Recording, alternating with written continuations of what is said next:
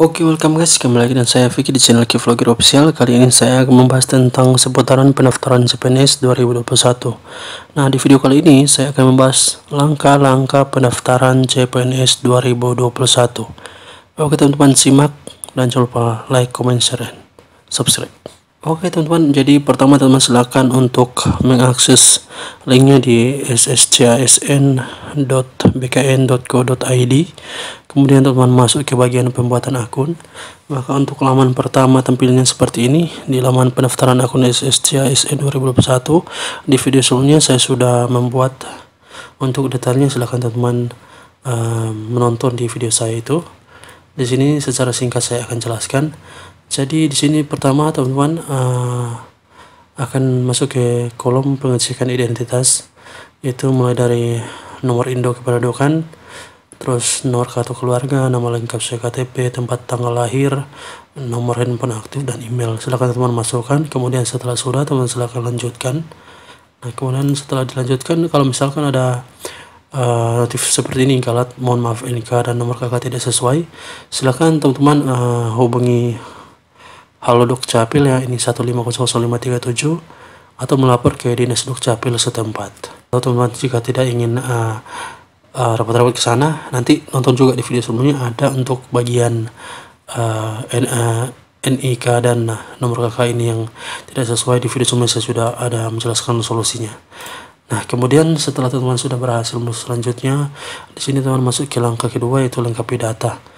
Di sini diminta teman-teman memasukkan nama tanpa gelar sesuai tertulis pada ijazah.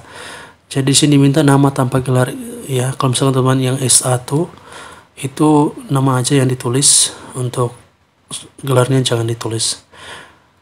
Jadi contohnya misalkan Susanto SPD, maka yang ditulis hanya Susanto, SPD-nya tidak. Kemudian tempat lahir sesuai KTP, tanggal lahir sesuai KTP, kabupaten lahir, kabupaten kota, jadi setara dengan kabupaten kota itu ya. Terus tanggal lahir sesuai dengan ijazah, jenis kelamin, terus pembuatan paspor, dan juga beberapa pertanyaan apabila nanti paspornya lupa teman-teman, nanti disodorkan dengan beberapa pertanyaan ini. Saya akan teman-teman untuk mengisinya. Selanjutnya di sini teman-teman disuruh isi untuk file scan KTP, diunggah dengan ukuran maksimal 200 KB. Nah, kemudian juga untuk swap foto dengan persyaratan diunggah swap foto yang tampak muka dengan jelas seperti pada gambar ini. Nah, jika teman untuk KTP dan swap fotonya juga ada keterangan yang keluar unggah scan KTP atau swap foto berhasil, maka kedua foto itu berhasil. Kalau misalkan ada status galat, artinya itu untuk ukuran filenya tidak sesuai, jadi teman-teman harus sesuaikan dengan permintaan tadi. Nah, selanjutnya ini kita masuk ke bagian pengecekan ulang data. Jadi datanya akan ditampilkan sebelum finish, akan ditampilkan dulu. Silakan teman-teman cek, kalau misalnya ada yang salah silakan teman-teman kembali, tapi kalau sudah benar silakan teman-teman proses pendaftaran akun, silakan konfirmasi. Maka untuk tampilan terakhir akan seperti ini, pendaftaran selesai.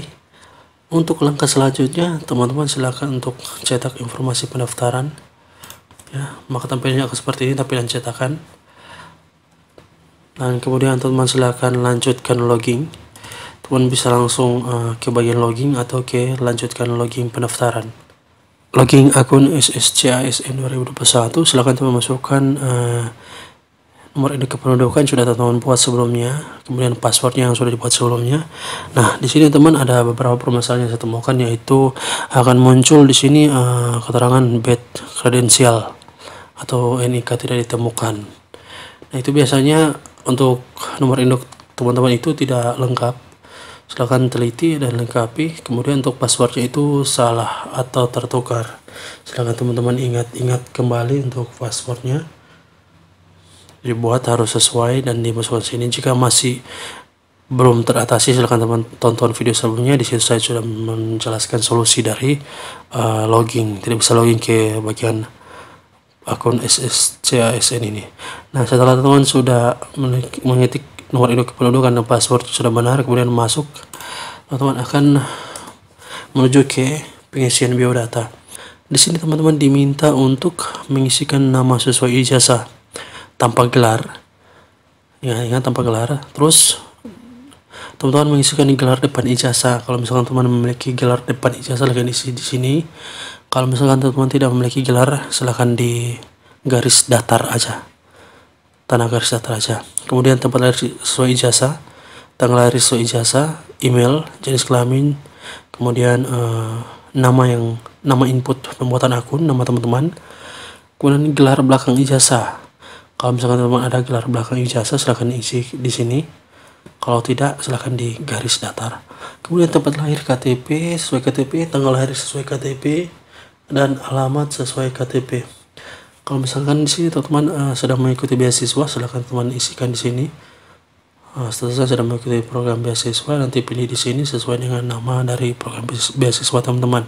Kemudian selanjutnya teman-teman isikan ke bagian alamat domisili. Kalau misalkan teman-teman sedang berdomisili, silakan teman isikan di sini untuk data domisilinya, alamat domisili, provinsi domisili Anda saat ini, kabupaten. Nah, kemudian untuk bagian berat badan, terus status perkawinan juga diisi, agamanya, terus nomor telepon, nomor ponsel. Jangan lupa untuk akun media sosial juga diisi. Akun media sosial formatnya itu terus nama dari akun teman. Bisa akun Instagram, bisa juga akun Facebook. Nah, teman-teman untuk jenis disabilitas.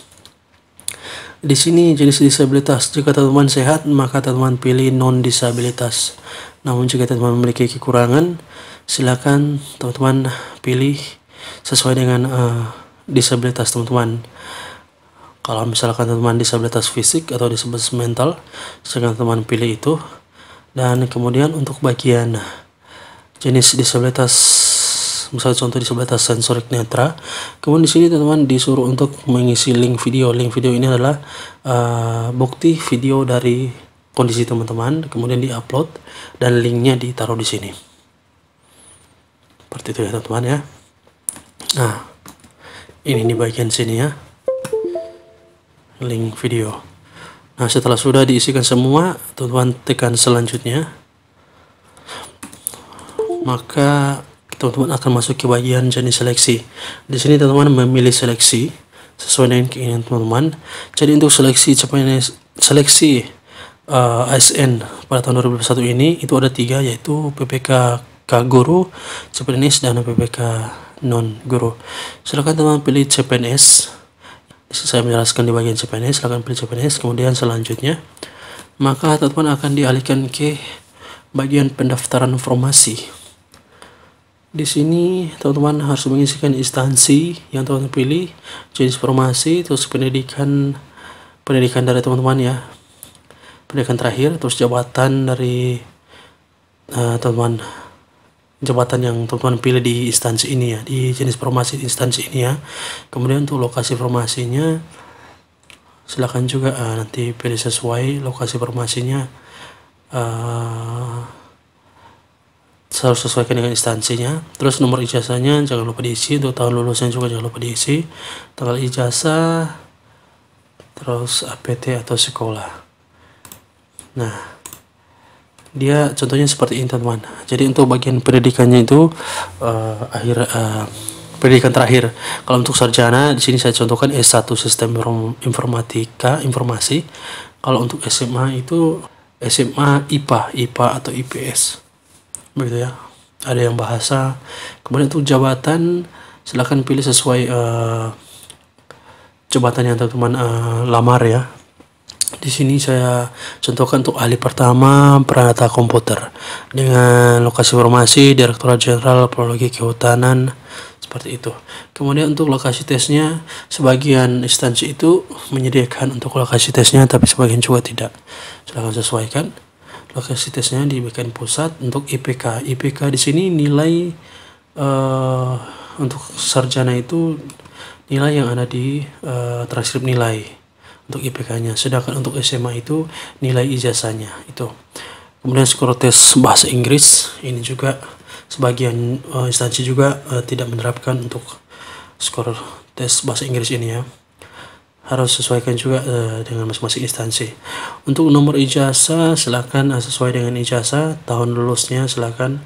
Kemudian jenis PT-nya, yang pasti kalau ada yang dari luar negeri silakan untuk pilih luar negeri. Kalau yang dalam negeri silakan pilih dalam negeri. Kemudian untuk tanggal ijazahnya, tanggal kelulusannya. Terus nama PT-nya nama dari kampus. Kalau untuk SMA itu silakan tulis untuk nama sekolah. Itu ya. Nama PT sesuai ijazah, nama ijazah, nama PT sesuai ijazah, nama sekolah teman-teman. Kemudian nama prodi, program studi, ini untuk S1. Nanti sesuaikan dengan program studi ya teman-teman ya. Di sini saya contohkan untuk S1 sistem informasi.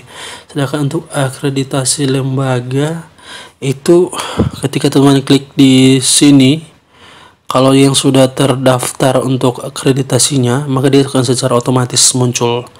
Namun apabila belum terdaftar, silakan teman-teman masukkan secara manual. Ini ya secara otomatis, ini bisa dimasukkan secara manual ya. Nah, kemudian setelah sudah teman-teman lanjutkan ke bagian unggah dokumen. Teman-teman menuju ke bagian unggah dokumen. Ke bagian unggah dokumen di sini teman-teman, untuk bagian unggah dokumen disesuaikan dengan instansi masing-masing untuk persyaratan yang diminta. Ini untuk bagian instansi Kementerian Lingkungan. Dari situ yang diminta ijazah, terus foto formil dengan latar belakang merah, TOEFL, terus sertifikat Microsoft Office, surat lamaran dengan materai yang ditandatangani dengan ukuran masing-masing itu berbeda-beda. Di sini 100.000 KB, 1 M ya, 1 megabit. Kemudian ada yang 3000 megabit, 3 megabit, 3000 KB. Kalau untuk bagian, kalau salah untuk Kementerian Hukum dan HAM itu nantinya juga akan diminta di akte kelahiran di sini kalau tidak salah, gitu ya. Kemudian silakan teman-teman unggah berdasarkan permintaan dan juga harus sesuai dengan ukurannya. Kalau misalkan ada status galat lagi, itu artinya teman-teman belum sesuai ukurannya dengan permintaan. Jadi harus sesuai dengan ukuran permintaan. Nah, apabila jika sudah diunggah, maka statusnya di sini akan berubah menjadi sudah diunggah. Setelah sudah statusnya sudah diunggah semua, silakan teman-teman tekan selanjutnya. Masih ini selanjutnya. Maka akan tampil pada resume pendaftaran. Bagian resume pendaftaran ini bagian terakhir. Nah, di sini teman-teman silahkan lihat ada kotak kecil di samping setiap informasi yang teman-teman isikan. Misalkan contoh ini nama instansi Kementerian Lingkungan Hidup dan Kehutanan. Di sini ada kotaknya. Itu maksudnya apabila informasi yang sudah teman-teman isi ini sudah benar menurut teman-teman, silakan untuk dicentang. Demikian untuk yang lain-lainnya, silahkan dicentang apabila sudah benar. Kalau misalkan tidak benar atau masih ragu, silahkan teman-teman kembali dan mengeceknya.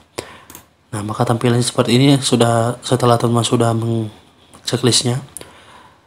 Setelah sudah, teman-teman pastikan untuk akhiri proses pendaftaran. Di sini baca dulu ya. Kemudian teman-teman checklist untuk saya setuju. Lalu akhiri proses pendaftaran.